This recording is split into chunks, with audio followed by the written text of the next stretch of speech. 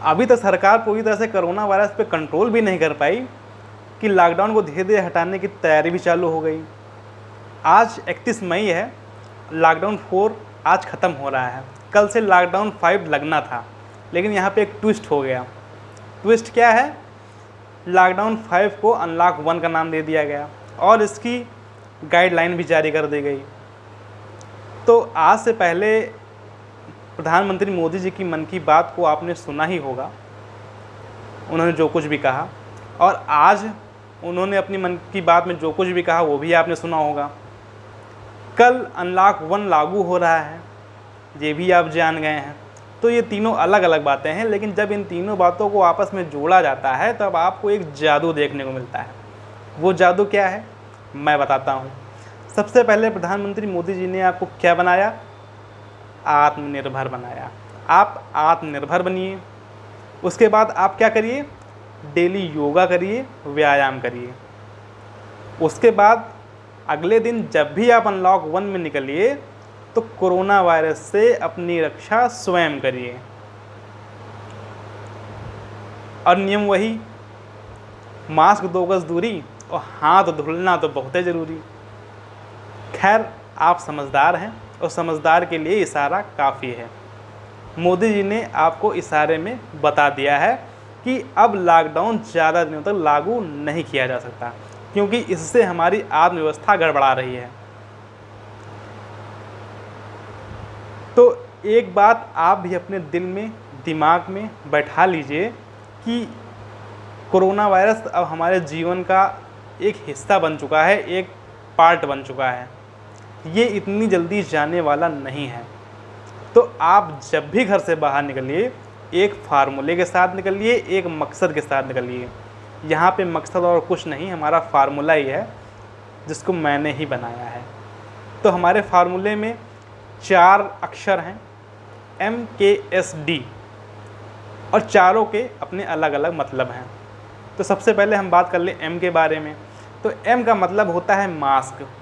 आप घर से बाहर जब भी निकलिए तो अपने मुंह को ढक के निकलिए, चाहे वो मास्क हो, अंगोछा हो या रुमाल हो। दूसरा अक्षर है K। K का मतलब है कीप सोशल डिस्टेंस। आप जब भी घर से बाहर निकलिए तब लोगों से दूरी बनाए रहिए। तीसरा अक्षर है S। S का मतलब होता है सैनिटाइज योर हैंड। मतलब समय समय पर आप अपने हाथ को साबुन से या फिर सैनिटाइजर से धुलते रहिए। तो जो आखिरी अक्षर है वो है D। D का मतलब है don't share your personal things. मतलब आप अपनी पर्सनल चीज़ों को, जैसे रुमाल, टॉवेल या अपने कपड़ों को किसी से भी शेयर मत करिए। तो अब आप जब भी घर से बाहर निकलिए तो इसी मकसद के साथ निकलिए। अब अनलॉक 1 में आपको कुछ छूट भी दी गई हैं, तो इसको भी मोटा मोटा समझ लेते हैं। तो इसमें धार्मिक स्थलों, होटल, रेस्टोरेंट और शॉपिंग मॉल को 8 जून से खुलने के निर्देश दे दिए गए हैं। फ़िलहाल अभी स्कूल, कॉलेज और कोचिंग इंस्टीट्यूट बंद ही रहेंगे। इसके साथ ही जो 65 वर्ष के ऊपर जो बुज़ुर्ग हैं और 10 वर्ष से कम के जो बच्चे हैं और प्रेग्नेंट लेडीज़ हैं, इनको घर से बाहर निकलने पर प्रतिबंध लगा दिया गया है। इन्हें घर में ही रहने की सलाह दी गई है।